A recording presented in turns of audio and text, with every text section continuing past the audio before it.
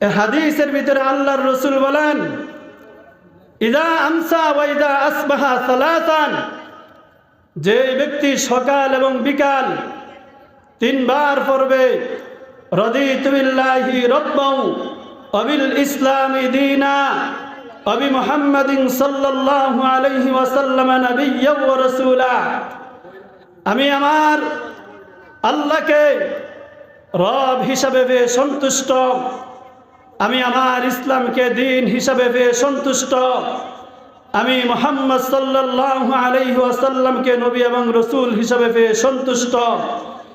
এই কথাটা যে বলবেন, আল্লাহর নবী বলেন, ইল্লা কানা হাক্কান আলাল্লাহ, তার জন্য আল্লাহ রাব্বুল আলামিনের উপর অবধারিত ওয়াজিব হয়ে যায় আইয়ারদিয়াহু ইয়াউমাল কিয়ামা, কিয়ামতের ময়দানে তাকে জান্নাত দেওয়া, অথবা আল্লাহ রাব্বুল আলামিন তার উপর সন্তুষ্ট হয়ে যাবেন। সুবহানাল্লাহ।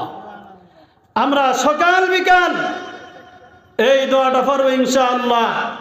রাদিতু বিল্লাহি রাব্বাও ওয়া বিল ইসলামি দীনা ওয়া বি মুহাম্মাদিন সাল্লাল্লাহু আলাইহি ওয়াসাল্লাম নাবিয়্যান ওয়া রাসূলা, আমি যখন আল্লাহর উপর খুশি, কিয়ামতের ময়দানে আমাকে আপনাকে আমলকারীকে আল্লাহ জান্নাত দিয়ে খুশি থাকবেন। সুবহানাল্লাহ।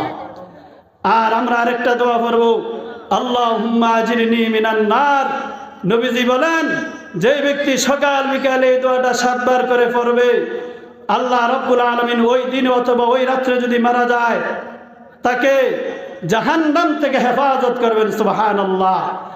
আর আমরা যখন পড়ি আল্লাহুম্মা আজিরনি মিনান নার, আয় আল্লাহ আমাকে জাহান্নাম থেকে বাঁচাও, স্বয়ং জাহান্নামও বলে, আল্লাহ আপনার যে বান্দা, আমি জাহান্নাম থেকে ফানা চাই, আমি জাহান্নাম থেকে মাফ চাই, আমি জাহান্নাম থেকে মাফ করে দিলাম, আমার থেকে তাকে রক্ষা করুন, আল্লাহ আমার এই সুপারিশকে আপনি কবুল করুন। সুবহানাল্লাহ।